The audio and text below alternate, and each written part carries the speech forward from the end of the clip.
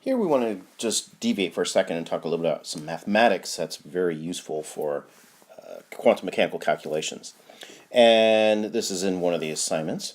But the idea is to solve what are called Gaussian integrals. And they take the following form. And again, here we just simplify it just to get to the basic elements. But you'll often see these types coming up in calculations of expectation values of operators in quantum mechanics. So here we have the general form for 2n. Now, again, note quickly that if the power of x under the integrand is odd, this integral vanishes. So that's why we say 2n as opposed to n in general. So that we get rid of half of them right there. So to solve this, what we do is start with the first one when n is equal to 0. And so we have this integral here. And again, you look at this like, how do I solve that integral? There's no kind of standard technique to do it. But there's a nice trick to do this. And what you do is you square this integral. So if you square it, you get the following relationship here. So we'll call it I0 squared. You just multiply the integral by itself. Again, but change variables. Remember, these are dummy variables, but we do need to keep them distinct. And then we'll write it simply as a single integral like that. Now here comes the nice trick, because notice in the exponent we have x squared plus y squared, which is just a radial distance in the xy plane. So we can convert to polar coordinates and write this as follows. So now we integrate from 0 to infinity for the radius, rho we're calling it, and the angle phi goes from 0 to 2 pi. This is an equivalent one. Note well, though, that we've included the Jacobian here, rho. When you change polar coordinates, the differential element has that extra rho coming from the Jacobian. That's important here. And now it's easy to evaluate this. First of all, the integral of phi is trivial. It's 2 pi. And then we change variables from rho squared to, let's call it z. So z's, we'll call it, so defined as z is equal to rho squared. And we'll do that quickly. But this is the result you get. You get a half from that conversion, and the Jacobian becomes dz, but with a factor of 2 because you're doing that. You might want to recall how to do that. But this integral now is trivial because we do that. We just get the pi. The 2's cancel. We get the pi and over alpha. So we see that this I squared is simply pi over alpha. Very simple. So if that's the case, all we do is take the square root, and this gives us our result. That I naught is equal to the square root of pi over alpha. And we've done this seemingly complicated integral in a very simple manner.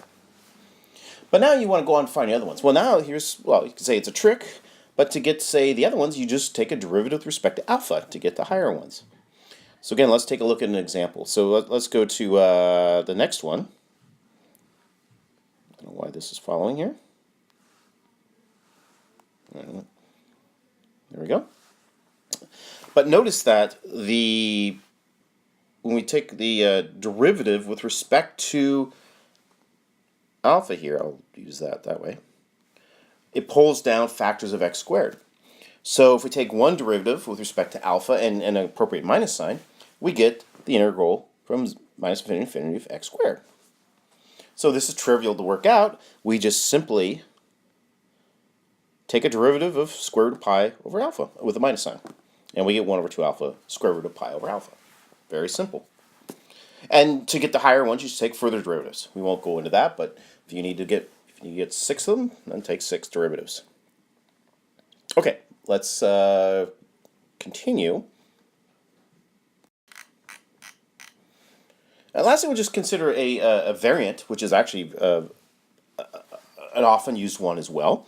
And we'll have two parameters here, alpha and beta, but it's similar, except now we have e to the minus alpha x squared plus beta x. So how do we deal with this? Well, there's another trick here that goes by completing the square in the exponent.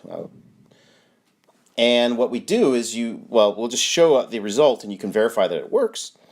That this integral is equal to, there's a mistake here, this is squared here. So if we look over here in this integral here, over here, that we have e to the minus alpha quantity squared x minus beta over 2 alpha. You square that out, multiply through by the factors of alpha, and then combine this external one. You will see that you actually get this expression here. And then once we have that, it's very simple to carry this out because the term in parentheses here, this exponent, that's just, if we just make a change of variables to x minus beta over 2 alpha, that doesn't change the integral at all. So we just see we have our I0 integral then.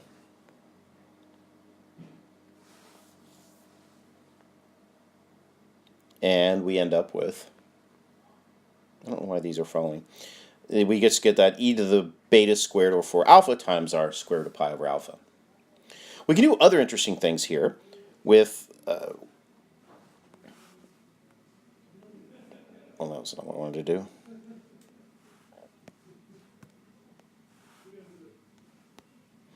So, for example, if we consider this integral, which is a very trivial integral, we can find a more non-trivial one, which is going to be the integral of r to the n e to the minus r alpha. It's simply by taking derivatives of 1 over alpha. So notice that taking n derivatives with a minus sign of 1 over alpha, we get n factorial over alpha to the n plus 1. But again, looking at the integral up above, when we apply those derivatives, that just brings down n factors of r. So we have this other integral, which is very nice to use, and often is used to relate factorials to many integrals. And it goes on to generalize to what's called the gamma function as well. But that's just a quick little journey into some of the integrals used and how you get them.